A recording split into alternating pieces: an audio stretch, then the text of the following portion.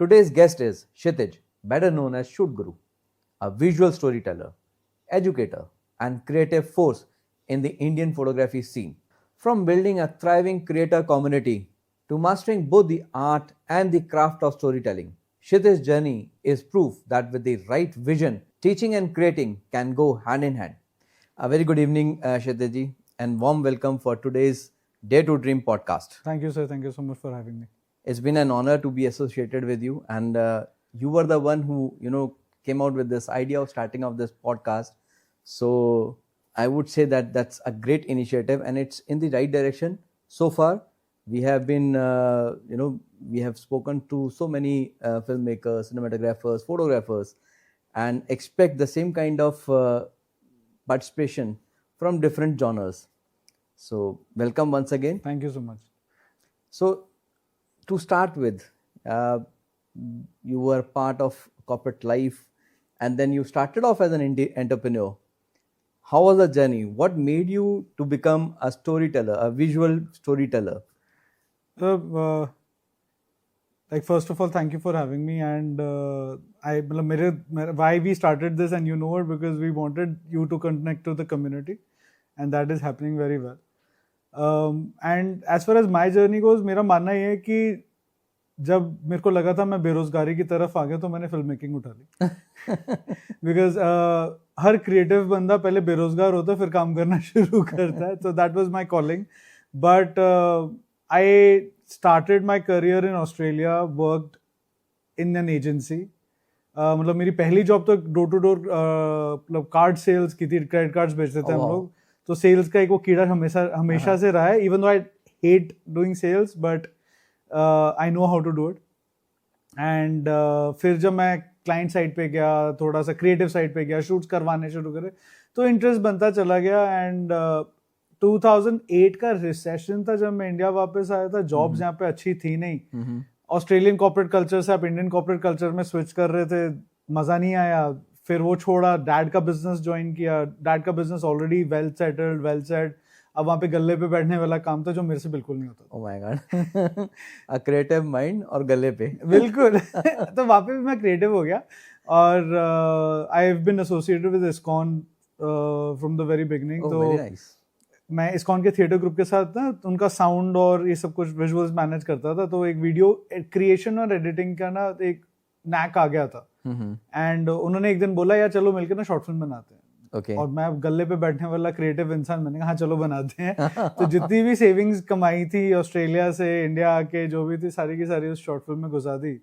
And हाँ, वहाँ से एक ना कीड़ा स्टार्ट हो गया कि यार फिल्म मेकिंग में भी कुछ है. मतलब I didn't start as a photographer, but I started as a film maker and then move to photography and then back to film.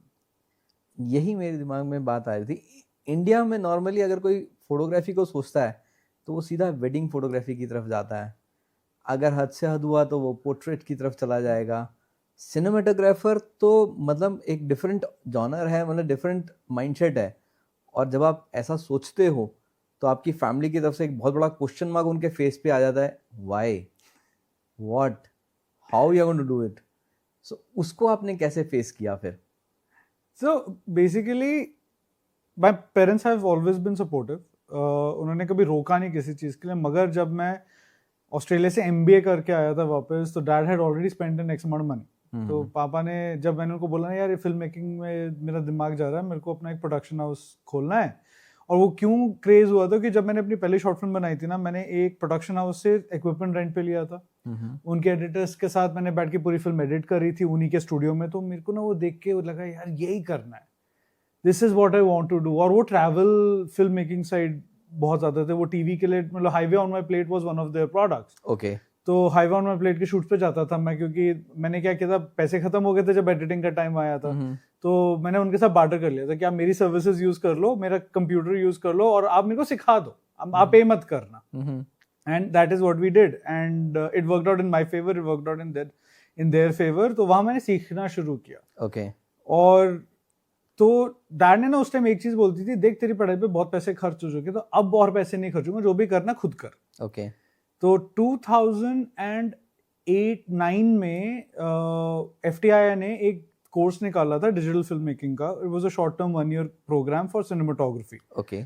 मेरे को क्रेज आ गया यार ये तो करना है। अब वो नया कोर्स था, 3 बच्चों ने एडमिशन लिया क्योंकि उसके लिए एंट्रेंस वगैरह थी नहीं, because it was not one of those pure diploma course, it was just a certification, okay but it got you into Pune and got you everywhere. मगर अनफॉर्चुनेटली उनके पास लाइक टीचर्स नहीं थे, तो उन्होंने हमें बॉम्बे भेज दिया। ओके एंड अब आप इमेजिन कीजिए 23-24 साल की उम्र में मैं बॉम्बे में हूँ और डैड ने सपोर्ट बिल्कुल हटा दिया था कि बेटा जो करना खुद कर, कमा और खा और सरवाइव कर।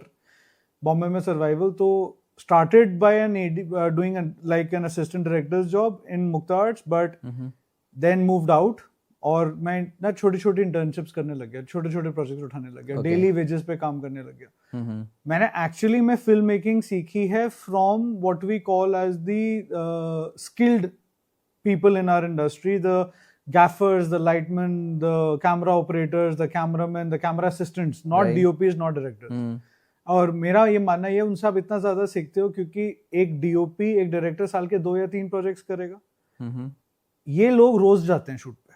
ओके इनके पास 365 डेज इन अ ईयर का एक्सपीरियंस है versus may be 100 days experience with a director और अ डीओपी। तो I learned a lot in लोगों से, और जो मेरा सिनेमाटोग्राफी में ही जाने का जो क्रेज था वो वहां से आया। ओके बट उस टाइम पे सिनेमाटोग्राफी की जॉब्स नहीं थी, until unless you were somebody's friend, family or something, आपको जॉब नहीं मिलती थी। मतलब नेपोटिज्म बोल लो इसको आप इनर सर्कल ऑफ एक्सपर्टीज बोल दो, और प्लस अगर आपके पास बैकग्राउंड नहीं है एजुकेशन का तो आपको कोई पूछता नहीं। राइट सीवीज मैटर करते थे तब, अब नहीं करते। तो मैंने एक्चुअली में, मेरे को अभी याद है, टाइम्स ऑफ इंडिया ज्वाइन किया था एज अ फोटो जर्नलिस्ट, जिसमें मेरा एक ही काम होता था सेलिब्रिटीज की जाके फोटोज गिनो, पेपराजी वाला नहीं बट सैंक्शन फोटोग्राफ्स। ये फलानी एक्टर सेट पे है, आप प्लीज जाएं फोटो खींचें। मेरे साथ एक जर्नलिस्ट जाती थी जो जाके इंटरव्यू लेती थी उनके अपकमिंग फिल्म्स का। तो वहां अब फिर मैं फिल्म सेट पे था एज अ फोटोग्राफर था, मगर मैं फिल्म सेट पे तो मैं देख रहा होता तो ओहो ये तो बड़े मजेदार चीज है। Destiny was charting the ways. Exactly. तो वो जब क्रेज बढ़ता गया I in 2009 and I came back to Delhi. I said Mumbai तो नहीं बट दिल्ली में अपना कुछ शुरू करना। एंड सिंस द बिगिनिंग एक भूत सवार था कि दिल्ली को मुंबई का एक बेटर ऑल्टरनेटिव बनाना, right, which it is turning out to be one now. And मेरा बहुत छोटा सा हाथ होगा उसमें, मगर आई हैड दैट ड्रीम। तो वो किया यहाँ पे आके। एंड 2010-11 में मैंने अपनी पहली फीचर फिल्म शूट की थी, मतलब with a span of 2 years, मतलब 2009 आप स्टार्ट किया। क्योंकि उस क्रेज के साथ आया था ना यार, मैं तो इतने सारे फिल्म सेट्स पे मेरे को सब कुछ आता है, मगर फिर समझ में आया मेरे को कुछ नहीं आता। So that was a very big opportunity but a very big mistake, right? तो बट हाँ, मतलब शुरू से सिनेमाटोग्राफी या प्रोडक्शन में जाने का एक भूत सवार था और वही फॉलो किया। आप कह सकते हो कि देखो फेलियर्स आर लर्निंग पॉइंट्स। तो मे बी आपका वो फर्स्ट इनिशिएटिव जो रहा फेलियर रहा, बट साथ में आपके लिए काफ़ी लर्निंग्स भी लेकर आया जो आपने over the period of time overcome किया, इम्प्रूव किया। So that's how it can be taken up. But अभी आपने एक चीज़ बोली कि आपके पेरेंट्स ने साफ मना कर दिया that we are not going to finance. तो आपने इसको उस समय पे किस तरीके से लिया? इट वाज अगर आप एक बच्चे के एंड से सोचेंगे तो वो डिसहार्टन हो जाएगा that is not getting the support that is looking forward to, और देन लाइक उसको सब कुछ खुद करना है, पैसा कमाना भी है, चलाना भी है, आगे इन्वेस्ट भी करना है। आपने उस चीज़ को कैसे लिया? और मतलब आई वुड लाइक कि अगर आप कुछ मैसेज कन्वे करें यहाँ पे नेक्स्ट जनरेशन के लिए, जो कि आज की डेट में तो हर कोई अपने पेरेंट्स की तरफ देखता है, they are going to sponsor, right, they have a easy take. The time over the period of time it has changed, what I feel is that. बिल्कुल। सो कोई मैसेज नई जनरेशन के लिए इस पॉइंट ऑफ व्यू से? देखिए, मतलब even though my parents were like कि हम फंड नहीं करेंगे but they supported.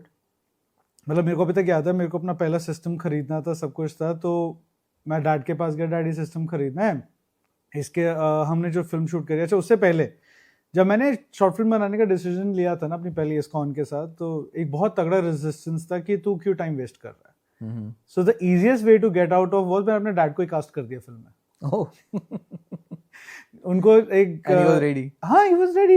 He always enjoyed acting. He मतलब अगर आप बोलोगे ना फिल्म और फोटोग्राफी का कीड़ा मेरा एक्चुअली डैड से है, because when I was very little I still remember वो इतना बड़ा वीडियो कैमरा लेके घूमते थे. उन्होंने पैनासोनिक के कैमरास भी यूज करे हैं, JVC के कैमरास आते थे तब, वो कंधे पे रखने वाले. एंड वो आप सोचो वो सिर्फ होम वीडियोस के लिए यूज करते थे, not professionally. He had a very old full metal body. I think मेरे को ब्रांड याद नहीं आ रहा. उस टाइम पे वो बहुत फेमस ब्रांड था, रील वाला camera which he used for end number of years. और मेरे को याद है तो वो लाइक श्रीनगर गए when I was just I think 6 months old or something. वहाँ पे उन्होंने एक्चुअली में एक लोकल वीडियोग्राफर को हायर करा to document this journey. Okay, मतलब वो सोचो उस टाइम से व्लॉगिंग करते हैं. That is kind of first vlogging, huh? Yeah, exactly. And मगर so वो एक था, मैंने देखा उनको करते हुए. Even though he never supported me, मतलब उन्होंने कैमरास बेच दिए, सब कुछ बेच दिया. अच्छा. मतलब मैं अभी भी अब उन पे बोलता हूँ यार अगर रखे होते ना मेरी विंटेज कलेक्शन में आ जाते हैं. So वो फैक्ट था एक कि I saw him do it, so maybe that craving for creativity came from there. But जब आप एक ऐसे हाउसहोल्ड में होते ना, where education is first, right, you belong to a middle class family, right? My father was the sole earner for everybody. He supported his siblings, he supported his parents, he supported my education. There were times जब हमारे पास गाड़ी नहीं होती थी, हम scooter पे जाते थे. There were times जब स्कूटर भी नहीं था. मैंने वो भी देखा. Even though when I was born he bought his first car, but there were times when he faced losses in business and stuff like that. तो मैंने डैड को वो सब कुछ करते हुए देखा है. एंड तो उनका बहुत जायज था ये बोलना कि बेटा तेरी पढ़ाई पे पैसा लग गया है, अब तेरे को जो क्रिएटिव में करना है वो खुद कर. तो उसको ओवरकम करने का एक सबसे बड़ा रीजन और सबसे बड़ा आई वुड से मोटिवेटिंग फैक्टर ये था कि मेरे को सारी जिंदगी कुछ भी हाथ में नहीं मिला. I had to earn it. Okay. My father was very clear that you don't deserve everything. You have to earn them. चाहे वो कुछ भी हो, चाहे वो पहला कंप्यूटर हो, चाहे वो पहला मोबाइल फोन हो, चाहे वो पहला व्हीकल हो, कुछ भी हो. I had to earn it to deserve it वाला फंडा. मैं कभी उस माइंडसेट से बड़ा ही नहीं हूँ. आप मानोगे अगर मैंने लाइफ में किसी चीज के लिए जिद करी है, मेरे को वो नहीं मिली है. Okay. My father was very adamant कि तूने जिद कर दी ना, तू डिजर्व करता भी है तब भी नहीं दूंगा. अगर तूने समझा होता, समझाया होता, and it was a need and not a want, I would get it. मतलब ये सोचो कि I am a techie right now, सब कुछ है, मगर मेरे को मेरा पहला computer first year of college में मिला. तो जितना भी मेरा लर्निंग ऑफ कंप्यूटर था, मैं जो भागता था घर से साइबर कैफे में बैठ के, लोग साइबर कैफे अलग रीजंस की वजह से जाते थे, मैं वहां पे गेम्स खेलने जाता था. Okay. मैं एज ऑफ एम्पायर्स खेलता था, मैं ऑनलाइन गेमिंग करता था, मैं सीखता था चीजें, मैं सॉफ्टवेयर सीखता था. वो सब मेरा वो लाइक क्रेज था करने का. This was in school. Okay. Then in college I got my first computer. मैं मतलब उस टाइम तक ऐसा हो गया था, मैं पूरा कंप्यूटर खोल के खुद ही अपग्रेड कर लेता था, खुद ही सब कुछ कर लेता था. वो लर्निंग हो गई उस समय. हां, and that made me an IT head in my college. Wow. Non IT background और IT हेड बन गया था अपने कॉलेज का. And without having a computer also. Exactly. मतलब आ गया था फर्स्ट ईयर में मेरे पास. And that is whenever I got a need for a particular object, I would get it, otherwise I had to earn it. Okay. क्योंकि मेरे को एक्स्ट्रा चीजें कुछ भी चाहिए होता था, पॉकेट मनी बहुत लिमिटेड होती थी, तो I started making websites for friends, families. Good. I started doing logo designs. I started doing graphic design. ये फर्स्ट ईयर ऑफ कॉलेज से स्टार्ट हो गया था. Okay. साइड हसल एक तरीके से, क्योंकि क्या करना है, गर्लफ्रेंड है, गर्लफ्रेंड को डेट पे ले जाना, भैया पैसे चाहिए. गर्लफ्रेंड का बर्थडे आ रहा है, उसके लिए गिफ्ट लेना है. मोबाइल फोन ले रखा था. आपको पता उस जमाने में मोबाइल फोन के रिचार्जेस क्या महंगे होते थे. This is 2003 that I'm talking about. My God. So अब वो उसको भी पालना है ना फिर, तो अब एक्स्ट्रा घर से तो मिलने से रहे, उल्टे सीधे काम कभी लाइफ में करे नहीं कुछ भी. तो I have always learned to earn it and not to, you know, at any point in time I have never felt that I am entitled for anything. Entitlement तो मेरे डैड ने कभी आने नहीं दिया. उन्होंने कहा कि नहीं, You have कभी to भी earn it. You have Yeah. to strive for it. yeah But at the same time, what I feel is जो message यहाँ पे मैं ले पा रहा हूँ यहाँ से, that you should have that craveness for learning, which will help you over the Yes. period of time. and it still does. It still does. मतलब आपको पता है जब भी आप लोग नया प्रोडक्ट लॉन्च करते हो कुछ भी करते हो तो Yes. my attraction towards that is not that okay this is a new camera, my attraction is नया क्या करता है, नया क्या है इसमें क्या सीखने क्या को है? अलग क्या है और क्या उससे अलग मैं क्या क्या कर है? सकता हूँ. Yes. So it is always skilling up. Yes. That acumen, that attitude is always there. हमने भी देखा, हम भी जब भी नया कैमरा, नहीं sir please go through it and let us know what Exactly. we can do with that. That's a great thing. That's a great thing. But मतलब I would like to ask कि initial phase में resistance रहती है, जैसे बिल्कुल कि रहती आपने है. बोला कि हाँ रेजिस्टेंस रही, कुछ आपके लिए भी आई होगी. सो मतलब मेरे डैड का सबसे बड़े रेजिस्टेंस ये था कि तू एमबीए है, तू इतनी पढ़ाई कर चुका है, तू अपना बिजनेस क्यों कर रहा है, जॉब कर. He himself is an entrepreneur, he Right. Is third generation entrepreneur. Okay. May be because of that वो कभी मेरे को बिजनेस में आना नहीं चाहते थे, because he scene the hardship. Being an entrepreneur is not easy, it is very hard. मतलब जब आपको ये सर्टेनिटी नहीं है कि 1 तारीख को आपके अकाउंट में पैसे क्रेडिट हो जाएंगे, राइट. और अब जब एंटरप्रेन्योर बन जाते हो तब आपके दिमाग में एक और चीज चलती है, यार 10 तारीख तक मेरे को तो बाकी सबके अकाउंट भी भरने हैं. यस. तो वो दिमाग, वो माइंडसेट होना इज वेरी वेरी हार्ड. मतलब आप इन अ जॉब आप अपने टारगेट्स और अपने बारे में सोचते हो. टारगेट अचीव कर लिया तो अपने बारे में जो सोच रहे हो वो रिजॉल्व हो जाएगा, क्योंकि आपके टारगेट्स अचीव करने पे आपको बेटर आपको और अच्छा प्रोग्रेस मिलेगा कंपनी के अंदर, आपका रिव्यूज बेटर आएंगे, आपको प्रमोशन मिल सकता है. एक एंटरप्रेन्योर के लिए नहीं है ना, क्या आप अपने आप को क्या प्रमोट करेगा वो. अगर एक एंटरप्रेन्योर अपने बिजनेस की टर्नओवर 10 लाख से 1 करोड़ पहुंचाता है, वो 10 लाख से 1 करोड़ लोगों को नजर आ रहा है, अब ये तो करोड़ों में कमाने लग गया, लेकिन वो 1 करोड़ में से बचा कितना पा रहा है, क्योंकि वो जो एक्सपेंशन मोड में चल रहा है तो उसके एक्सपेंसेस भी हैं जो उसको निकालने हैं. तो और end of the day exactly जहाँ पे आप एक जने के बारे में सोच रहे हो, yourself, your family, which you have to take care of, which is taken care of because you get a salary. But an entrepreneur has to think about others also. Entrepreneur has to think about himself, his business, and the 10-12 other people sitting Yes. in around him, जिनकी families को भी उसको care उसको करना है. take care. Right. सो वो resistance मेरे dad की तरफ से बहुत स्ट्रांग थी till 2020.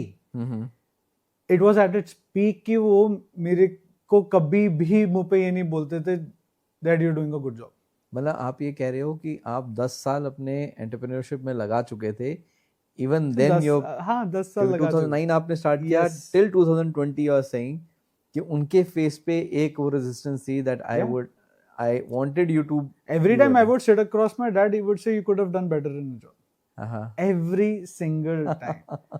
It's only in 2020 when we faced our biggest losses, we shut everything down, and he saw that he's built something. उस टाइम तक शूट गुरु भी बन गया था कुछ. राइट.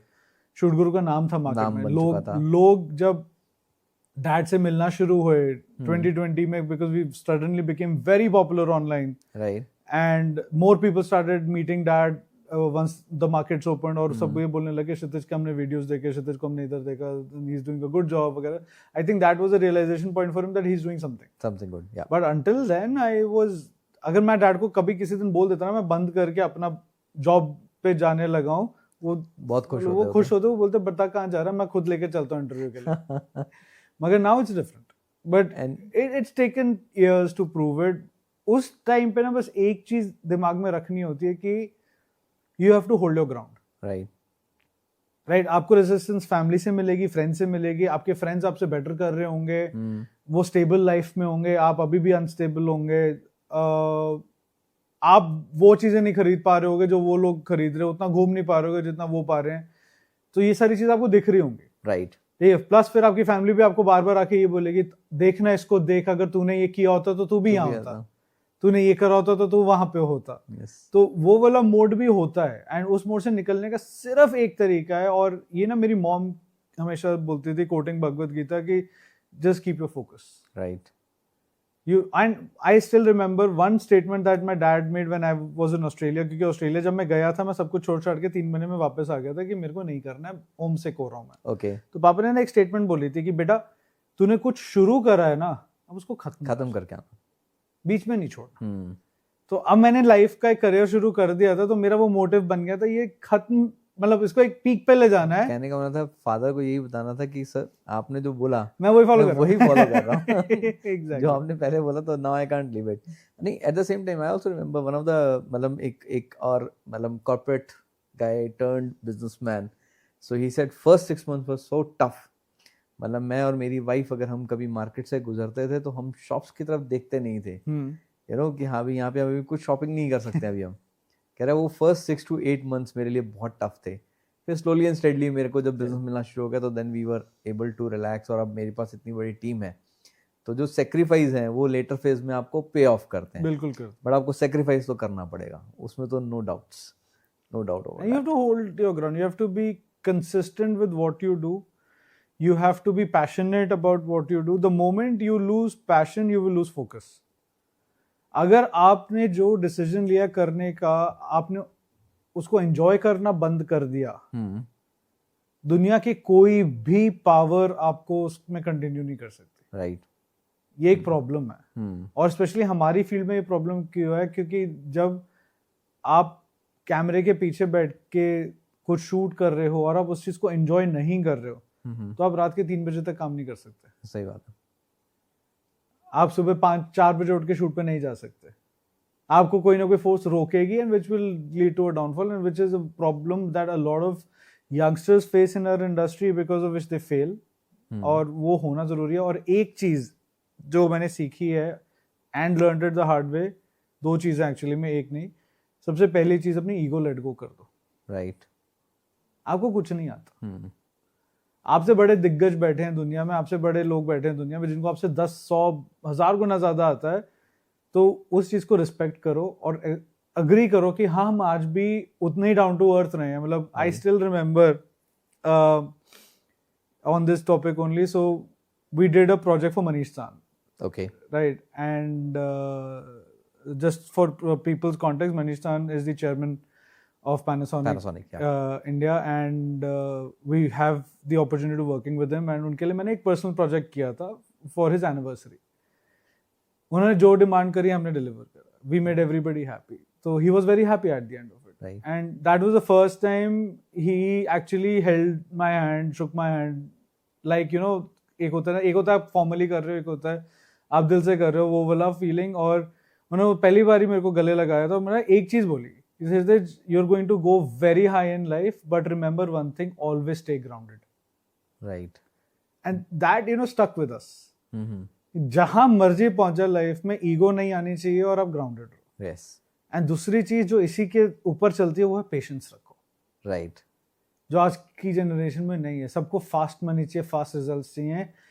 एंड मेरे पास लिस्ट ऑफ एग्जांपल्स हैं of people who run after doing such thing, जो मेरे साथ काम करते थे और जिनके अंदर इतनी पेशेंस नहीं थी कि जिस लेवल पे आज हम गेम खेल रहे हैं वो इस लेवल तक रुकते, वो अभी भी 10 साल पीछे मेरे से। पेशेंस, उन्होंने जहां मेरे को छोड़ा था वो उससे आगे नहीं गए कभी। मतलब with all due respect to their skill, their what they are doing right now, I really wish best to them, but I personally feel and think of myself as a failure कि मैं उनको जोड़ के नहीं रख पाया due to any reason, मगर उनके अंदर भी वो patience नहीं थी कि वो जुड़ के रहें। सर ये तो रहेगा। What I feel is not 100% people are, you know, going to see the dream that you are looking at. कुछ लोग होंगे जिनके, you know, आपके चलते चलते वो सोचेंगे नहीं यार, I am going in the wrong direction और समथिंग लाइक दैट, और मतलब अब तो सीख लिया, सब कुछ खुद कर सकता हूँ। हाँ, ये भी एक मिसकंसेप्शन जो लोगों को आता है ना, कि और स्पेशली मेरे साथ काम करके, यार ये तो बहुत आसान है, तो ये तो हो जाएगा। जिस पेड़ का फल जो होता है सबसे ज्यादा मीठा होगा तो वो झुक जाएगा। राइट, ये एक जो पुरानी कहावत है बहुत मायने रखती है इस बात में। मतलब वो एक मेरे अंदर ही प्रॉब्लम है कि अगर मैं हार्डेस्ट ऑफ टाइम्स के थ्रू भी जा रहा हूँ, मेरी शक्ल पे नहीं आता। थोड़ा बहुत आएगा, इरिटेशन भी होगी, मगर वो पेशेंस, वो कामनेस रखना सीख ली है। And to an extent I think that has worked in my favour, that I deceive people and people think it's easy. और फिर जब वो लोग छोड़ते हैं और फिर वो अपना कुछ स्टार्ट करते हैं, फिर उनका ना 6 महीने, साल भर, 2 साल बाद मेरे को फोन आता है कि सर गलती कर दी। यस, मतलब मैं यहाँ पे I remember one of the Sidhu's dialogue like commentary के टाइम पे व्हेन उसने राहुल द्रविड़ के बोला कि he is having a stable calm head on his shoulders, so that's why he can sustain so long. So I still remember those words कि हाँ भाई वो जो stable calm head on strong shoulders will always help over the period of time. that makes you survive। और आज की generation के लिए मेरा जो मेजर मैसेज है, to fight all the resistance, to come out of something that you want to do creative। यार एक बेसिक एजुकेशन जरूरी है, वो मत छोड़ो। वो जो एजुकेशन आपको चाहे कुछ ऐसा ना सिखाए जो आप अपने आगे जाके क्रिएटिव फील्ड में यूज करो। मतलब मेरे को आज तक समझ नहीं आया मैंने पाइथागोरस थ्योरम कहाँ यूज किया लर्न करा कहाँ यूज किया नहीं पता, राइट। मगर जो वो लर्निंग और वो जो एजुकेशन है, चाहे वो स्कूल हो अनस्कूल्ड हो जैसी मर्जी हो, it only makes you a better person, no doubt. It gives you the civic sense to think yes about people around you and things around you. It gives you the brains to analyze things, analysis करने like बन जाते हो, right, and at the same time you redirect yourself to focus। क्योंकि बचपन से हम लोग ये सुनते हैं ना, बेटा एग्जाम आगे ध्यान दो, एग्जाम आगे ध्यान दो, तो वो ये होता है बेटा प्रोजेक्ट आगे ध्यान दो, डिलीवरी सर के ऊपर है ध्यान दो, तो वो आता वहीं से है, नहीं तो आएगा नहीं। very true। so sir, like in any ways आप maximum time behind the cameras होते हैं, आपके लाइफ के पर्सपेक्टिव कितना आपको हेल्प करते हैं जो आप शूट करते हैं, जो क्रिएटिव माइंडसेट आप लगाते हैं, जो प्लानिंग करते हैं, how it helps, like you know it is quite related. यानी एजुकेशन पाइथागोरस थ्योरम हमने नहीं यूज़ किया है, but it has given us that clear mindset. So how the life perspective has helped you in creating good quality storytelling videos? See, I believe storytelling comes from experience. Right. ठीक है, आज की date में आप मेरे को किसी भी बिजनेस ओनर के सामने बिठा दो किसी भी इंडस्ट्री से, it is my education in marketing that I can read Yes. and analyze that person in less than 30 seconds and get into his industry in less than 2 minutes and then pitch business within the first 3 minutes of sitting across him. अगर मैंने marketing नहीं करी होती, अगर मैंने door to door sales नहीं करा होता, अगर मैंने कॉल सेंटर्स मैनेज नहीं कर रहे होते, तो ये जो एनालिसिस है ये मैं कभी सीखता ही नहीं। ये कोई एजुकेशन नहीं सिखाती, ये लाइफ सिखाती है। राइट। मेरी एजुकेशन ने मेरे को थ्योरीज दी, मेरे को एग्जाम्पल्स दिए, केस स्टडीज दी लाइफ में सीखने के लिए, विच आई मतलब स्टिल यूज। मैं मास्टर्स में जो सीखा I use a lot to analyse and pave my path in growth. Right. Like लोग मेरे से कहते हैं जैसे तूने इतने साल हो गए तेरे को बिजनेस करते हुए, तूने गाड़ी नहीं खरीदी बड़ी। मैंने कहा लेकिन मैंने कमरा भर के इक्विपमेंट जरूर खरीद लिया। राइट। लोग मेरे को कहते हैं कि तूने घर नहीं बनाया अपना। मैंने कहा जरूरत नहीं है, पापा ने दे रखा है, तो मैं वहां पैसे क्यों, दिमाग क्यों लगाऊं जब I build a studio instead. Right. So for me life has taught me to choose things that are made और done not only for myself but for creating a platform for others. मैंने एक चीज देखी है कि because I was a freelancer, because I did solo business, solo work, अकेले काम कर रहा है, खुद शूट एडिट डिलीवर सब कुछ कर रहा है, बिजनेस डेवलपमेंट तो कर ही रहा है। वहां से एक चीज सीखी ये कि आप अकेले एक राह चल सकते हो, पहाड़ नहीं चढ़ पाओगे। वहां सपोर्ट चाहिए। यस। राइट। मेरे को आप कोई भी सोलो फिल्म मेकर फोटोग्राफर बता दो जिसने बड़ा प्रोजेक्ट अकेले लैंड कर दिया या डिलीवर कर दिया, नहीं करते यार लोग, औरों का सपोर्ट लेते हैं। चाहे वो फ्रीलांसर्स का लें, चाहे वो एक्सटर्नल पार्टीज का लें, चाहे वो कुछ भी ले, लोग लेते हैं। तो मैंने ये सोचा कि और ये सीखा लाइफ से कि अगर मैं अपने बड़े ड्रीम को औरों के छोटे ड्रीम्स से कनेक्ट कर दूं, मेरा बड़ा ड्रीम अपने आप अचीव हो जाएगा। So like we've learned over the years that and पढ़ाई में भी कि set short term goals, long term सोचो मगर गोल शॉर्ट टर्म रखो ताकि आप अचीव करते जाओ और जब आप वो अचीव करते हो ना, जो मोटिवेशन मिलता है, जो एक बूस्ट मिलता है, that pushes you to capture the big. Yes, sense of achievement जो है that is biggest moral booster. आपके छोटे छोटे गोल्स जब आप अचीव करते हो तो आप बड़े गोल की तरफ बढ़ रहे हो। और मैं तो ये कहूँगा it's a good leadership sign जब आप अपनी टीम को लेके चलते हो साथ में, यू नो, एंड देन मतलब वो टीम एफर्ट्स ही होते हैं जो आपको बिगर अचीवमेंट्स लेकर जाएंगे। वही मतलब आप खुद देखो ना कि मैंने जब बिजनेस स्टार्ट किया था तब हम इंटर्न्स हायर करते थे, राइट। तब हम लोग कॉलेजेस, इंस्टीट्यूट्स, इन सब के पास जाते थे, यार बच्चे तुमने पढ़ा दिया भेज दो। पिछले 4 साल में जो मेरी टीम कॉम्पोजिशन है is a by product of what I have taught. सारे वही बच्चे हैं जिन्होंने मेरे कोर्सेज करे हैं या मेरे साथ कुछ ना कुछ पढ़े हैं या मेरे पास इंटर्नशिप्स करके वो आगे बढ़े और वो आप फुल टाइम काम कर रहे हैं। इसको थोड़ा सा आप एक्सप्लेन करोगे, बिकॉज व्हेन यू से बाय प्रोडक्ट, तो जब 2017 में कबीर और मैंने शूट गुरु का प्लान करा, राइट, द आइडिया वाज कि हम लोग जब बाहर लोगों को हायर कर रहे थे उनके बेसिक फंडे क्लियर नहीं थे। ओके, ठीक है। ऑनलाइन एजुकेशन में जितना एजुकेशन आ रहा था was from international creators, it was purely in English, and वो जो बातें कर रहे थे वो उनके देश के लिए परफेक्ट थी, हमारे लिए नहीं। ओके, जिस वजह से अगर हम लोग वो चीजें फॉलो कर रहे होते और कर रहे थे, हमारी ग्रोथ स्लोअर थी कंपेयर टू देम। ओके, वो जो चीज में अचीवमेंट कर लेते थे हम सोचते रह जाते यार हमने भी तो सेम करा, हमने क्यों नहीं अचीव किया। राइट, मार्केट का फर्क है ना, मार्केट का फर्क है। तो हमने रियलाइज करा कि मार्केट को एजुकेट करना जरूरी है। There is a gap between what people learn and what people execute. तो एजुकेशन टू मार्केट में एक बहुत बड़ा गैप है और वो अभी भी है, जिसको आपको कवर करना था।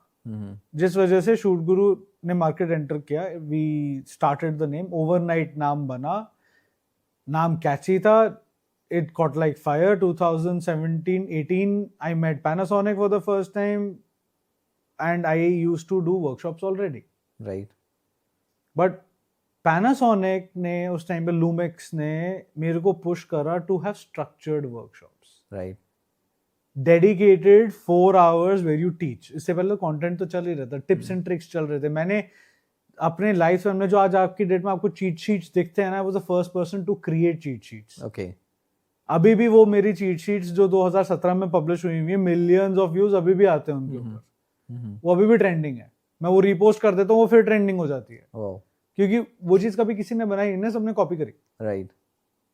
राइट।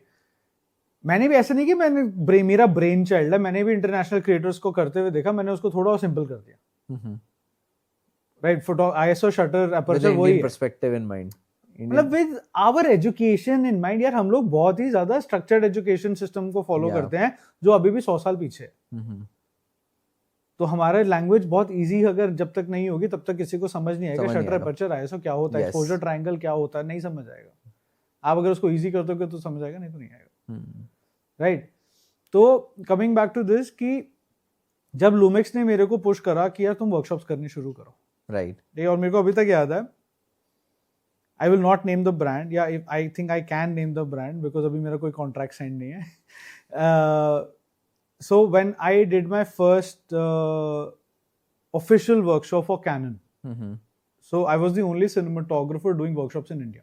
Okay. Canon ने test workshops करी, but उनको wedding specific चाहिए था कोई, and I did weddings in my career but never made it a career. तो मैं wedding specific content दिखा ही नहीं सकता था. Right. It didn't work out. उसी दौरान मेरे को अभी तक याद है लूमिक्स ने G85 लॉन्च किया, राइट, एंड एजेंसी मेरे को कनेक्ट करती कि क्षितिज you're a give away पे, shoot Guru at that time was popular for giveaways. So we gave away the first ever camera from Lumix, a Lumix G85 to one of the participants जिसने उस giveaway में part लिया. Okay. And that was the association. तो मैंने कहा ठीक है जी, मिलके करते हैं, एंड फिर वहां से बात बढ़ी, मैंने अपना पहला लूमिक्स खरीदा उसके बाद, okay, GH5S was my first Lumix. Okay. मतलब I was a Sony ecosystem moving from full frame Sony to a Micro Four Micro Four Third Third. just because I still remember Hitesh saying कि तू video करता है ना, ये try करके देख बस, Right. तेरे को समझ में आएगा 10 बिट की पावर क्या होती है. और वो मैं समझ गया. This was 2018. And then the association began, the association continued, I started doing structured workshops. फिर मेरे को समझ में आ गया कि ऑनलाइन एजुकेशन आप जितनी भी करा दो, जो पावर प्रैक्टिकल एजुकेशन में है ना, वो ऑनलाइन में नहीं आएगी. True. And I started doing these programs. I started teaching. The Shoot Guru Academy was started in 2019. Right. 19 and में हमने शूट गुरु एकेडमी स्टार्ट करी, जिसमें फिजिकल प्रोग्राम्स रन करने शुरू करके क्लासरूम हमने बकायदे एक एकेडमी सेट करी गुड़गांव में 2020 में, right before Covid. I remember. And we spent enough money. We were already associated with Lumix at that time. Lumix also supported so much कि कैमरास दिए बच्चों को सिखाने के लिए, सब कुछ दिया. And लॉकडाउन हो गया. Tough period for everyone. Online पे स्विच करा, एक ऐप खड़ा करा 2 महीने के अंदर ऐप पे 1.5 लाख लोग आ गए.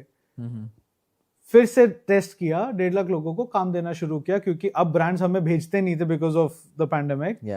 Budgets were very low, so we started hiring these people in multiple cities. Okay. फिर से गलती, फिर वही बेसिक गलतियां.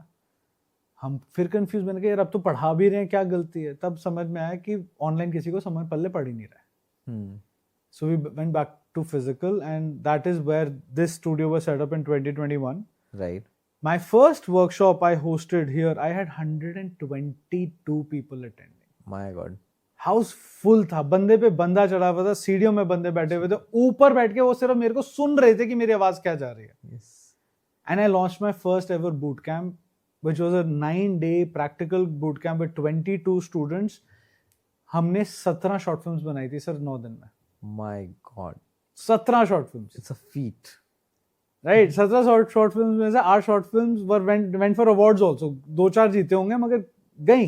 Amazing. Recognition itself is an achievement. Exactly. And that learning, and out of that I hired 2 people. Wow, good. ठीक है. I started doing boot camps only to train and hire more team members, not an ulterior motive. I wanted to give business to these kids. I wanted to give opportunities. जहाँ मेरे को लगता था यार ये तो बहुत अच्छा है, इसको बाहर नहीं जाने देना, इसको ले लो. और वो एक रीजन था जिस वजह से शूट गुरु एकेडमी इतनी सक्सेसफुल रही उस समय. या बिकॉज प्रैक्टिकल एक्सपोजर मिल रहा है लोगों को, एक्चुअल रियल वर्ल्ड एक्सपीरियंस मिल रहा है, फिर उसका जॉब मिल रही है. राइट. एंड आइडिया वही है, मतलब आज की डेट में जो अगर बच्चा 10,000 मेरे पास कमा रहा है, मेरा टारगेट है उसको 1 लाख रुपए महीने पे लाने का. यस. क्योंकि अगर वो 1 लाख रुपए महीने कमाएगा तो बिजनेस 10 कमाएगा ना. बिल्कुल. मेरा टारगेट बहुत वियर्ड है. मेरे टारगेट ये है कि मेरे साथ जो मिनिमम 1.5 से 2 साल काम करता है, मैं उसको एक इंटरनेशनल ट्रिप पे लेके जाता हूँ. ओके. क्योंकि मोस्टली ये बच्चे वो होते हैं जो इंटरनेशनल कभी ट्रैवल ही नहीं करे. Right. So I give them that opportunity. I will pay for it, I will spend every single penny out of it. Right. घूमने भी जा रहे हैं, कंटेंट भी क्रिएट कर रहे हैं, सब कुछ कर रहे हैं. राइट. फिर जो ये बच्चे सीख रहे हैं यहाँ पे, most of them are solo earners for their families. We want to support them to grow their families also. Right. तो वो भी एक है. Just we feel that if you think like that, now when you feel like empowering others in your team, it comes back. It comes back. And that is what I meant by byproduct. कि byproduct क्या है कि भैया जब आप देखो, जब आप education देते हो ना, वो 10 गुना वापस आती है. Yeah. It only multiplies. It never. Education is only one service or commodity that multiplies once you give it out. Right. वो खत्म नहीं होती है. वो बढ़ती जाती है. मेरे पास हर 2 महीने में अपनी ही टीम को कुछ नया सिखाने के लिए होता है, कुछ नया करने के लिए होता है, कुछ नया एक्सपेरिमेंट करने के लिए होता है. वो वैसे आएगा नहीं ना सर, जॉब वैसे नहीं आएगा. True. But you know, one of the my question, मतलब question क्या, मतलब like एक one thing that is coming to my mind is that why cinematography? Why? मतलब like जब आपने सोचा I have to get into this, what was the driving force कि आपने ये सोचा कि I will go for cinematography thing? Sir मेरा मानना ये है कि photography is an active medium and film is a passive medium. वो लोग पूछते हैं क्यों. वो इसलिए क्योंकि फोटोग्राफी में जब आप एक फोटो खींच लेते हो ना, जैसे कि ये फोटो यहाँ लगी हुई है, अब व्यूअर के ऊपर है कि इसका क्या मतलब है, राइट, कि मैंने क्यों खींची फोटो, मैंने क्यों सिमेट्री फॉलो करी, क्यों दिखने में अच्छी क्यों, हमें अट्रैक्ट क्यों हो रही है, क्यों उसको दीवार पे लगाया गया, क्यों उसको ब्लैक एंड व्हाइट किया गया, अब वो उसकी मर्जी है, वो क्या सोचना चाहता है, राइट। मगर film on the other hand, I have as a film maker now have the power to tell the story. Right, मैं अपने व्यूअर से वो पावर ले रहा हूं, मैं उसके दिमाग में घुस के उसको बता रहा हूं, सुन क्या बोलना चाह रहा हूं, डायलॉग सुन, म्यूजिक सुन, स्टोरी लाइन सुन, सब कुछ सुन, तब तेरे को समझ में आएगा कि मैं बोलना क्या चाहता हूं, जो मैसेज है Exactly. स्टोरी का। तो वो जो power of story telling is, I won't say more than photography, but very different. Okay, दोनों अपने लेवल पे हैं। I won't say photography is better और वीडियोग्राफी इज बेटर और फोटोग्राफी इज बेटर और film making is better, films are better, nothing. Photography की अपनी power है, फिल्म की अपनी पावर है, मगर जो फिल्म बना के उसको दोबारा देखने का नशा होता है ना, once the process is completed. Photography में क्या, आपने फोटो खींची, आपको मिल गई, आपने उसको थोड़ा सा पोस्ट प्रोसेस करा या नहीं करा, स्ट्रीट थी तो वहां पे स्टोरी मिल गई, एंड यू डन, आपको रिजल्ट वहीं मिल जाता है। The gratification is very you know less time taking. Right. Film में आप फिल्म शूट करते हो, उसके बाद आप पोस्ट प्रोसेस करते हो, उसके बाद आप वेट करते हो कि भाई इसकी ग्रेडिंग होगी, फिर आप म्यूजिक पूरा तैयार होता है, सब कुछ होता है, फाइनली जब आप उसको बैठ के देखते हो, देन यू रियलाइज अबे यार ये क्या बन गया। मतलब तब स्टेटमेंट ये होता है ये क्या बन गया और ये होता है क्या बन गया। दोनों स्टेटमेंट निकल सकती है, मगर स्टेटमेंट एक रहता है बट इमोशन इमोशन चेंज हो जाता है। कई बार हम सोचते हैं वाह यार क्या बन गया, मतलब क्या बना दिया। तो वो ना फिल्म में मजा है, क्योंकि जब तक आपको फाइनल प्रोडक्ट दिखेगा नहीं ना, आपको पता ही नहीं चलेगा आप कर क्या रहे हो। मतलब कहने का है कि जो फाइनल प्रोडक्ट तक आप एफर्ट्स डाल रहे हो और जब वो निकल के आएगा, सब बन जाएगा, then only you will realise कि क्या एग्जैक्टली बना है, एग्जैक्टली दिस वे और दैट वे। मतलब तब तक आपके लिए वो सब एक मिस्ट्री है। आपने कहानी कुछ सोच के लिखी थी, शूट कुछ और हुई, बन कुछ और गया। होता है कितनी बारी, and that is process. See, film is a process. Photography is also a process, but a photography is a process for that photographer. Right. Film is a process for everybody who's connected with it. Right. हमने अभी recently एक music video shoot करा, आपको भी पता होगा, मतलब S1 Mark II पे सबसे पहली चीज मेरी शूट की भी वही है। मतलब सीधा ही डीप डाइव कर गए उसके साथ, and we can't wait for the product. मतलब हम वेट कर रहे हैं, बहुत मेहनत लगी, 2 दिन का शूट था, फिर 1 दिन का पैच वर्क था, जान मार दी सबने, गर्मी में काम करा, सब कुछ करा, लड़ाई झगड़े हुए,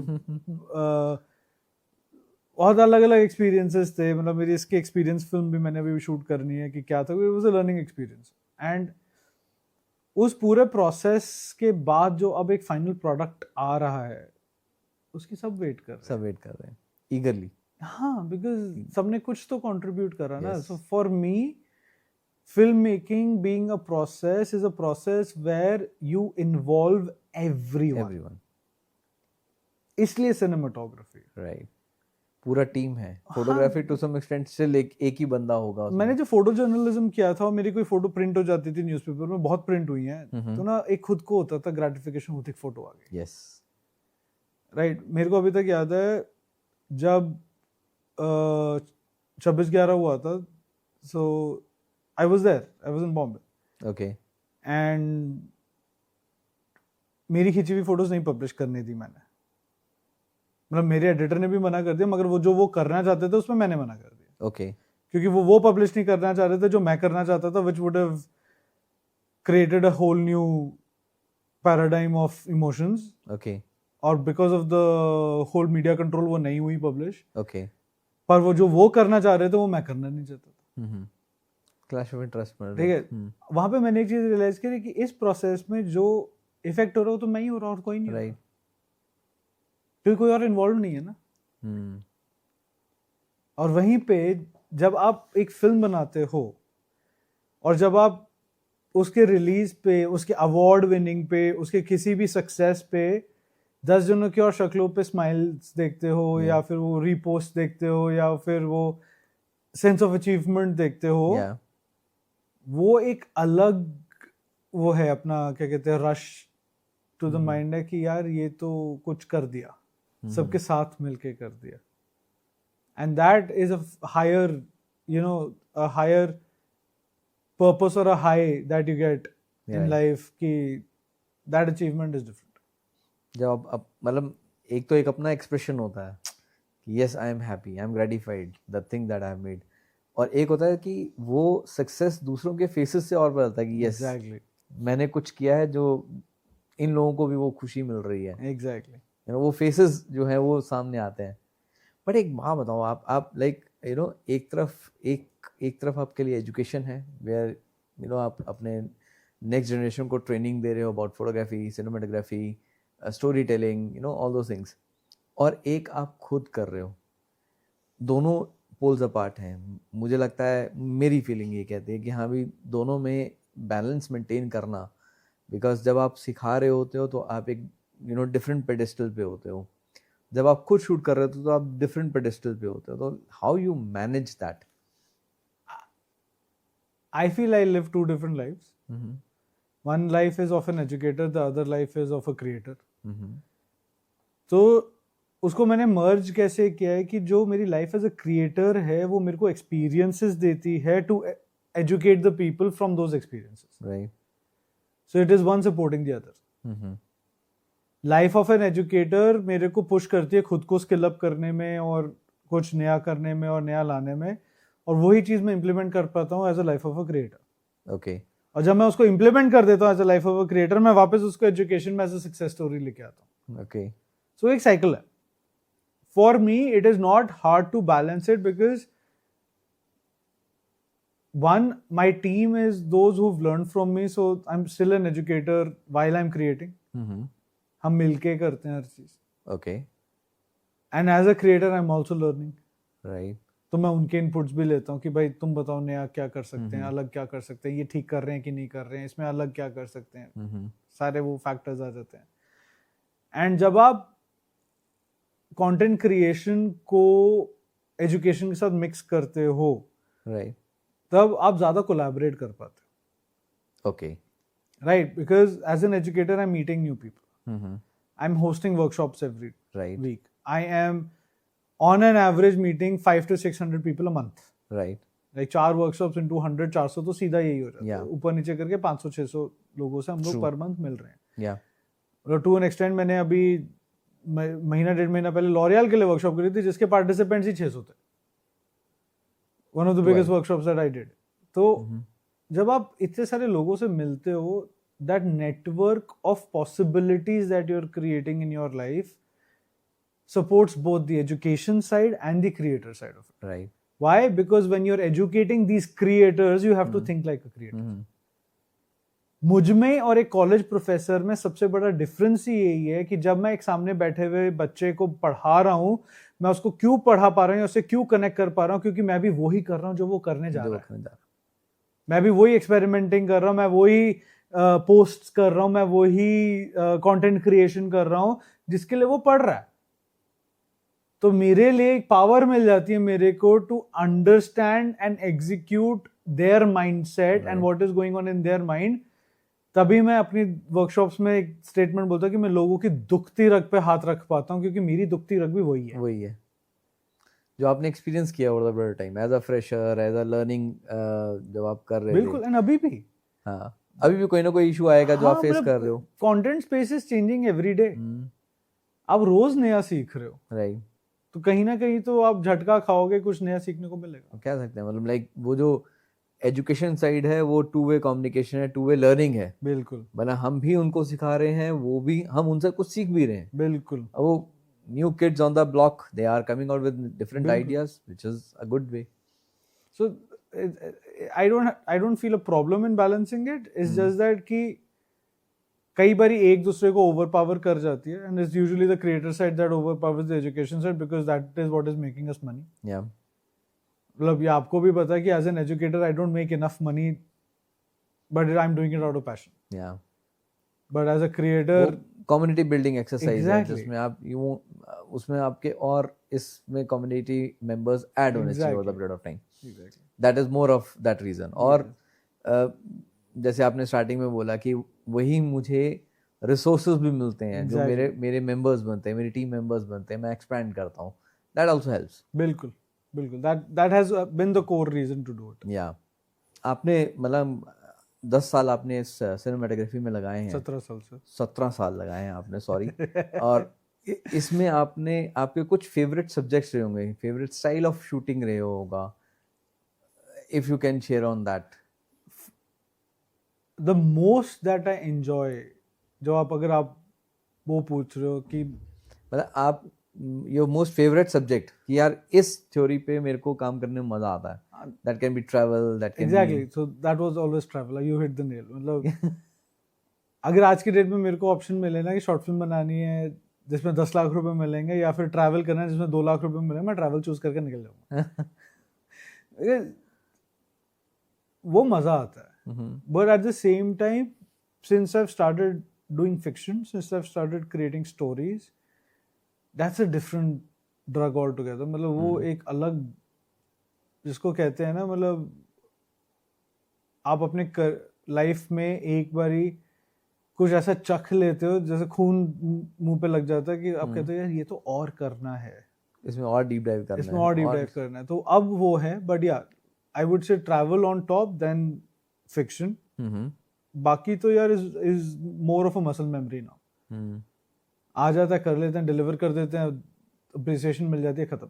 आई रिमेम्बर लाइक आपने एक एफपीवी करके आपने एक एड बनाया था, एफपीवी शूटिंग की थी, that was a new learning, you know, you were very excited at that point in time doing that. हमने पैनासोनिक के लिए करा था। Yes. BS1H लॉन्च हुआ था, लॉन्च फिल्म बनाई थी। उस टाइम पे हम स्टोरी टेलर नहीं थे, that was the worst story I could have ever made. अब मैं उसको देखता हूँ, मैं कहता हूँ I could have done this better. भला एक वो दिमाग में आता है। But if you look at the technology that went into shooting that film, nobody else was doing it. Yeah. In the budgets we did, in the technology we did, in the way we did it, and utilizing Lumix cameras. Lumix cameras को उस तरीके से बहुत कम लोग, India में तो कोई use कर ही नहीं रहा था उस लेवल पे। इंटरनेशनली फिर भी क्या था, जैसे ही वो मोटिवेशन हमें मिला था कि हमें भी वैसा कुछ करना चाहिए। एंड हाँ, मतलब वो जो क्रेज होता है ना, testing new technologies and doing it, और उस टाइम पे हम फिक्शन में घुसे ही थे। हमने उठाया ही था कि यार चलो कुछ फिक्शन करते हैं। राइट। मतलब again it was a 50-50 thing. It work for some people, it didn't work for some people. अच्छा रिस्पॉन्स भी आया, थोड़ा स्टोरी पे क्रिटिसिज्म भी मिला, मगर हमें समझ में आ गया कि we can do better, and we did. मतलब coming from winning all, we did 27 short films in 2023। Okay, 27 तो ये सारे हुकुम मेरे आका वाले चैनल के साथ ही थी, जिसमें से 14 films were sent to awards. We won approximately close to 70-80 awards. Wow. And 3 Dada Saheb Phalke हैं उसमें। That's amazing. So 3 films that were selected at Dada Saheb Phalke, out of which 1 film which was a jury mention. Okay. So we won an award for 1 film. That's very good. जब वैसी achievement आनी शुरू होती है, feel है कि ये तो करना है। एंड वही था, मतलब the craze of doing something new and harnessing new power to do it. अब जैसे हम लोग अभी recently discuss भी कर रहे हैं that we're working on some new fiction projects. Yeah. I personally feel that the indie cinema genre is now increasing in our country. Okay. और जिस वजह से आज तक एक failure था, that was budget. Because आप in the end high end cameras के पीछे भागते हो, आपको लगता है कि high end cameras ही सब कुछ कर सकते हैं, this and that. If you utilize cheaper ecosystems that provide high-end results, you could reduce costs and Indian cinema can grow. Yes. और वो जो क्रेज है ना ऑफ डूइंग दैट कि, और जिस वजह से मैं ना बड़े डीओपीज को भी पिंच करता रहता हूँ कि यार अब ये कैमरा यूज करके देखो, मैं पैसा लगा रहा हूँ ना, मेरी सरदर्दी है। Right right. चाहे वो म्यूजिक वीडियो, अभी तक मेरे को ध्यान है, और if Himansh is listening to this podcast, who was the DOP for that music video, तो हिमांश रेकी के बाद आके मेरे को कहते हैं कि हम XYZ ब्रांड क्यों नहीं यूज करते।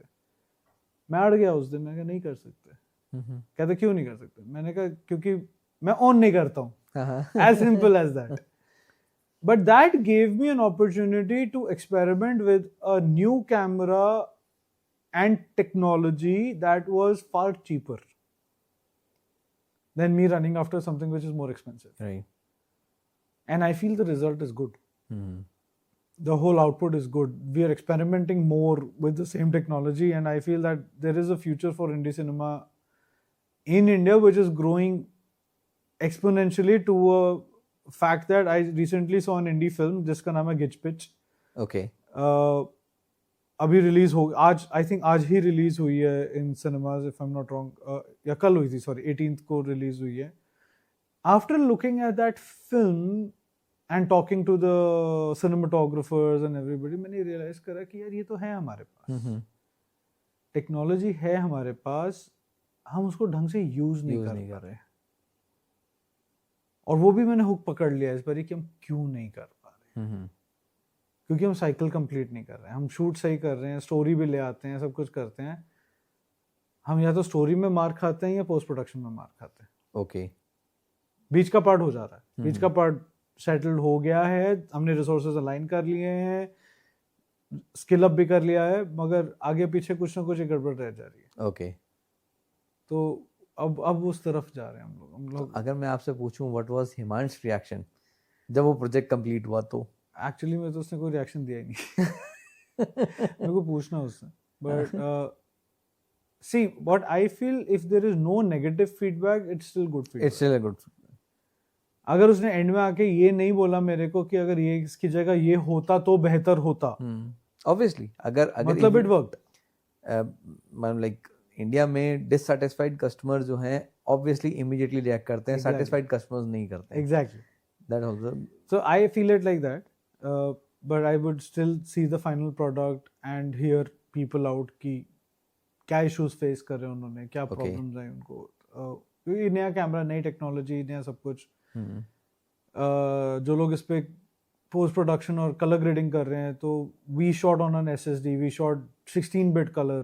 तो हमने जब रिसेंटली कैमरा टेस्ट करा, सब कुछ करा है, and we shot the highest best quality that the camera is giving. फिर उसके बाद उसको पोस्ट प्रोडक्शन में डाला जा रहा है. So I am still have to get feedback कि उन लोगों को क्या परेशानियां हुई हैं, क्या प्रॉब्लम्स आ रही है, क्या अलग हो सकता है. मतलब टू एन एक्सटेंट कि जब हमने शूट किया था तब फर्मवेयर अपग्रेड नहीं आया था, बट उसके एकदम बाद फर्मवेयर अपग्रेड आ गया था. राइट. और उस फर्मवेयर अपग्रेड में ही बहुत फर्क था. काफी चीजें खुल Yes. गई थी और काफी चीजें आ गई थी. और अभी जो इस नई टेक्नोलॉजी में और लुमिक्स जो भी नया लेके आया, which is for me is a very interesting thing, is the आरी-लॉग C3. आरी-लॉग C3 एक मिररलेस कैमरा में आरी का लॉग कलर प्रोफाइल आना मतलब है कि आप एक्चुअली में बड़े सिनेमा कैमरास की गेम खेलने लग गए हो. यस. वो अभी भी मैं किसी के साथ कंपैरिजन नहीं कर पाया हूँ, because arranging an RE at the same time when you have this camera can become a problem. REs usually free नहीं होते हैं for experimenting. The rentals are very high, but we are doing something that जिसमें हम इसको as a B cam use करेंगे. मतलब ये इसको भी करेंगे और GH7 को भी करेंगे using the same color profiles. जब इसकी ये वाली कलर प्रोफाइल आ जाएगी इसके अंदर, ये वाली अभी नहीं एक्टिवेट हुई है, and let's see whether. So for me it is always about experimenting. Yeah. नई टेक्नोलॉजी आती है, एक्सपेरिमेंट करो, देखो क्या कर सकते हो, क्या नया कर सकते हो. और with the advent of indie cinema, जैसे मैंने आपको बताया, I think future is very bright if we can reduce costs for creators to create bigger projects. Right. That in any case, madam, being from Lumix side, we will ensure that we do continue doing such things. So, point very well taken over here. So, coming back to the industry point, as far as education or educators का जो है scenario, what do you feel like going forward for new generation? How important it is for expanding this community of photographers, cinematographers, content creators? तो आप क्या feel करते हो उसमें और क्या किया उसका उसमें? सर, एक चीज जो मेरे को प्रॉब्लम लगती है कि that within educators also nobody is collaborating. Okay. And how I look at it is, मेरे पास by God's grace and like support coming from brands like Lumix and other brands, कोई lighting के लिए, lens के लिए, कोई audio के लिए, the periphery of equipment is so big that आज की डेट में am Netflix approved and I can produce a feature film without thinking twice. तो मतलब उतनी पेरिफेरी अपने पास इन हाउस है, राइट, जो कि 99% लोगों के पास नहीं होती है. And thinking of that being a privilege for us to have a scope, I have offered it to a lot of creators कि यार आप कुछ करो जिसमें हम लोगों को सिखा सके कि हम इसके साथ क्या कर सकते हैं. राइट, मगर 10 में से 9 लोग अग्री नहीं करते हैं. I don't know why. I feel that there is so much of scope in the education sector in our industry कि अगर 5 फिल्म मेकर्स कोलैब करके एक वर्कशॉप डिजाइन करें ना अपने अपने स्किल्स को लाके, it will be the most powerful learning experience for anybody on this planet. Very true. जो कोई कर ही नहीं रहा है. इनफैक्ट कोई सोच भी नहीं रहा है. सर मैं सोच रहा हूं, मगर और मैं बहुत ओपनली कह रहा हूं इस पॉडकास्ट में, एंड आई फील कि पॉडकास्ट अगर जल्दी रिलीज हो तो जल्दी लोगों तक बात पहुंचेगी कि even though I am approaching people with this attitude, I feel people are threatened by me saying कि यार ये कॉपी करके अपना कर लेगा. जो मेरा माइंडसेट मोटिव नहीं है, मैं अपनी स्किल संभाल लूं ना, वो मेरे लिए बहुत है. अगर आपके पास मेरे से अलावा कोई एडिशनल स्किल है जो मेरे को नजर आ रही है और जिस वजह से मैं आपको अप्रोच करे जा रहा हूं बार बार और मैं आपको बोल रहा हूं कि यार मिलके कुछ करते हैं, आप उसको थ्रेट नहीं ले सकते, आप उसको अपॉर्चुनिटी लो ना. राइट. मैं आपको जगह दे रहा हूं, मैं आपको लोग दे रहा हूं, मैं आपको इक्विपमेंट दे रहा हूं, मैं आपको प्लेटफॉर्म दे रहा हूं, ब्रांड्स लाके दे रहा हूं. Why aren't you using it? Right, that is the problem with the industry. People are not collaborating enough. Okay. Among the education side of it, among the production side of it, among the client management side of it, whatever place that you see, people are not collaborating. They're not picking up the opportunities. Seriously missing it out, right? Exactly. Serious thoughts. आपको भी पता है day to dream का motive यही था. Day to dream का motive क्या था कि हम हमारे सारे DOPs, सारे क्रिएटर्स, सारे एजुकेटर्स को उस लेवल पे लेके आए और अपने साथ एक कॉन्वर्सेशन स्टार्ट कराएं जिसके बाद हम कोलैबोरेट कर सकें या फिर हम कुछ ऐसे प्रोडक्ट्स बना सकें मिल के,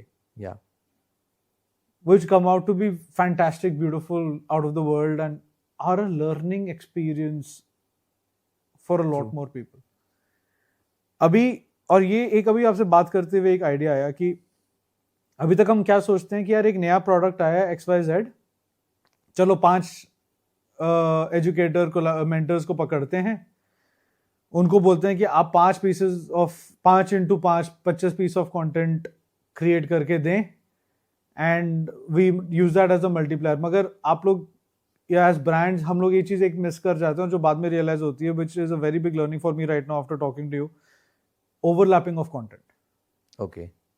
सेम कंटेंट बन रहा है, भाषा अलग है, बस भाषा अलग है, बंदे अलग हो गए, भाषा अलग है. क्यों? क्योंकि कोई ऐसा नहीं बना पा रहा जो 25 की 25 चीजों में से जो 12 यूनिक चीजें हैं वो एक ही वीडियो में डाल सके.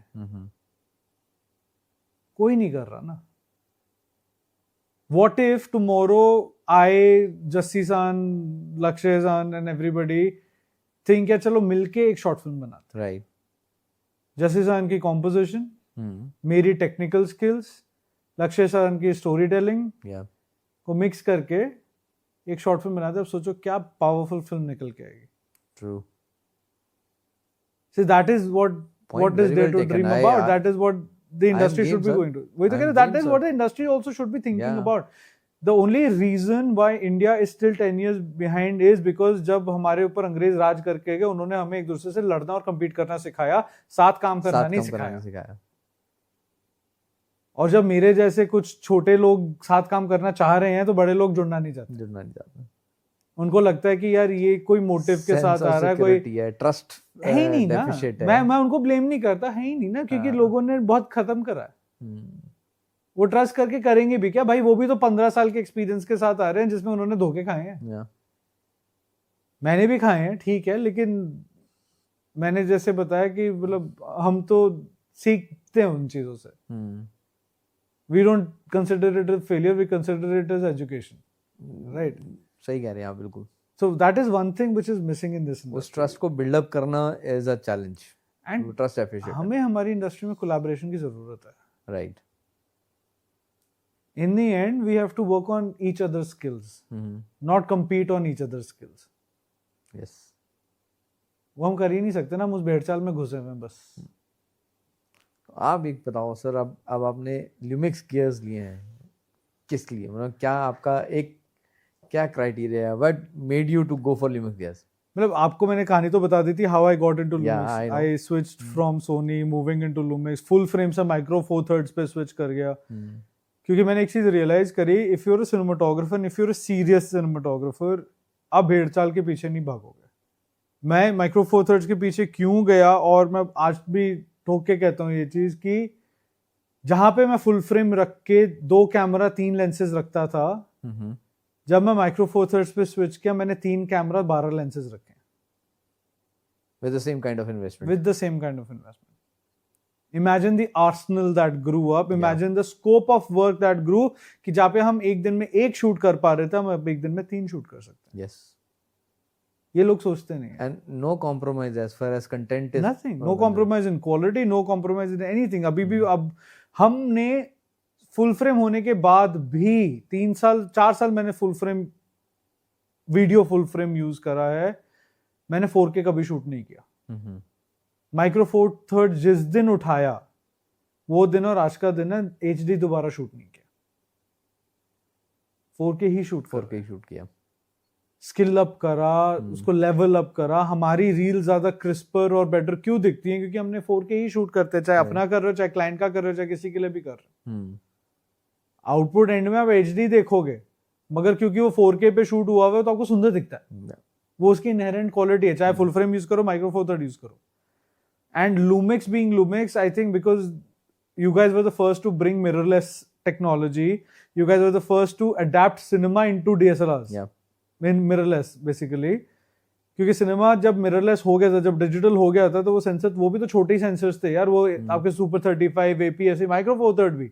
अब वो उसको माइक्रो फोर थर्ड बोलते नहीं थे, एक अलग बात है, मगर था तो वही साइज. मगर उसकी इनहेरिटेंस अलग थी, इनकी इनहेरिटेंस अलग है, जिस वजह से क्वालिटी में फर्क आता था. राइट. मगर फिर लेंसेज सस्ते हो गए. राइट. आज की डेट में मेरे पास अगर एक माइक्रो फोर थर्ड्स कैमरा, जिसके मेरे पास एनामॉर्फिक लेंसेज भी है, जिसके मेरे पास सिनेमा लेंसेज भी हैं, it is still cheaper than me buying a single cinema camera without lenses, without anything. मतलब मैं एक पूरा इकोसिस्टम रख सकता हूं, एक पूरी आर्सेनल रख सकता हूं which is ready to shoot cinema. Something like a BS1H which is Netflix approved, वो Netflix की लिस्ट पे in full frame, but BGH1 भी Netflix की लिस्ट पे है. It's a micro four thirds camera. It's a micro four thirds box camera with a capability to shoot 12-bit. तो Netflix recognized it. Right? So adapt to technology. And I feel Lumix चाहे बहुत धीरे धीरे चीजें निकालता है, मगर जब वो निकालता है ना, वो एक लीडर पॉइंट निकालता है. And that is what we felt, that the S1M2 was a camera that is 2 years late. 2 साल लेट लॉन्च हो रहा है, मगर उन्होंने सब कुछ डाल दिया जो हमने कंप्लेन करी थी. Right. So coming from there, I feel that the technology is something that an independent creator needs because of affordability, because of the quality that it is bringing, because of the inheritance in cinema that it brings, with the sensors, with the quality, with the formats, with everything, the color profiles that you get with Lumix. अगर हम आज की date में कुछ shoot करते हैं और हम उसकी नेचुरल कलर प्रोफाइल को भी यूज कर देते हैं, क्लाइंट कहता है ये तो ग्रेडेड फुटेज है. अभी रिसेंटली हुआ है हमारे साथ कि यार ये तो इसमें आप कलर करेक्शन आप करोगे, जरूरत है. ये आता है जवाब सामने से. That is how good the color profile is. It's not flat. It's not out of color. It has color. It has inheritance. With the real-time LUT coming in and the technology how it is developing, मैं client से पहले looks पे approvals ले लेता हूँ ताकि मेरे को ग्रेडिंग ना करनी पड़े. लुक सेलेक्ट कराते हैं, हाँ जी पसंद है, हाँ जी पसंद है, चलो जी यही फॉलो करेंगे. राइट. तो ग्रेडिंग का एक पूरा प्रोसेस खत्म हो गया ना हमारे लिए. ईज ऑफ वर्क हो गया. Exactly. तो usability, affordability and then ease of work, work. जो आपका है, the whole comfort that you get with it, and the ecosystem that is building and the compatibility with third party things, चाहे वो lenses हो, चाहे वो rigs हो, चाहे वो support system हो, कुछ भी हो, is massive when it comes to Lumix, and that is a benefit that every creator needs. Right. And plus यार एक जो भेड़चाल होती है ना, हर 3 महीने में एक नया कैमरा लॉन्च करना कुछ ब्रांड्स का, लूमिक्स अगर वो फॉलो नहीं करता है ना, it is for our benefit, because now we understand कि जो नेक्स्ट निकलेगा ना वो खरीदने का और इन्वेस्ट करने का वर्थ होगा. आप ये फील नहीं करोगे यार अभी खरीदा था अभी क्यों आ गया. थोड़ा टाइम और वेट करते, नॉट लाइक मोबाइल की, यार थोड़ा टाइम वेट करते तो exactly. So Lumix has been a very, very big support system for us. It has never failed us. It is very stable, very rugged, very, मतलब मेरे students गिरा भी चुके हैं कैमरास. Oh. लेंसेज हिल भी गए, ऑप्टिक्स हिल गए लेंसेज के, मगर ठीक होके वापस आना तो कभी कंप्लेन नहीं आई. ये नहीं हुआ कि वो ठीक नहीं हो सकता, खत्म हो गया मतलब खत्म हो गया. It has recovered. So the ruggedness of the whole ecosystem and the technology that is being built by Lumix is very good, and because it has never failed us and we've only developed everything around it, हमें लगता है कि future में भी ये support रहता है और रहेगा. Sir, last but not the least, I would love to, आपसे मैं पूछूं आपके तरफ से अपनी नई जनरेशन के लिए क्या एडवाइस रहेगी जो कंटेंट क्रिएटर्स आ रहे हैं. सर वैसे तो पूरा एपिसोड में मैंने बहुत एडवाइजें दी हैं, बट एक चीज़ जो मैं एक टेक अवे रखवाना चाहूँगा इस पॉडकास्ट से या मेरी बातों से या मेरी लाइफ जर्नी से, राइट, लाइफ में ना एंटाइटलमेंट को अपने दिमाग में मत चढ़ने देना. ये मत सोचना कि जो मेरे को मिल रहा है ना I deserve it. You don't. You are working for it, hence you are getting it. अगर आप वो एंटाइटलमेंट लेके बैठ जाओगे ना कि यार ये तो मेरा बनता है, अगर आपका उससे ऊपर बनता होगा ना वो भी नहीं मिलेगा. So have gratitude. ठीक है, be humble, don't have any kind of egos, क्योंकि egos will pull you down. जहां आपको ये फील होने लग जाए ना कि आई हैव अराइव्ड, मतलब समझो गलती कर रहे हो. और जहां आपको ये फील होने लग जाए ना I can still do better, मतलब आप सही पाथ पे हो. सो लीव एंटाइटलमेंट, जो आज के क्रिएटर्स, आज की जनरेशन की ही एक प्रॉब्लम है कि उनको एंटाइटलमेंट की बीमारी हो गई, बीमारी पड़ गई. उनको लगता है कि यार मैंने अगर इस चीज को 1 घंटा दिया है ना तो इसका एक्स अमाउंट तो मेरा बनता है. वो शायद नहीं बनता है. You are getting it because you were there at the right time with the right skill. You got the opportunity to do it. Right. So think of everything as an opportunity. True, very true. So the moment you keep thinking of everything to be an opportunity, you will never fail. Because then failure will not be a failure but a learning. So that's one thing that I want people to start doing. Have gratitude for what you get and keep pushing for the next best thing that you can do. Very nice words. Very nice words. I would say that humbleness definitely brings an opportunity to learn more. Yes.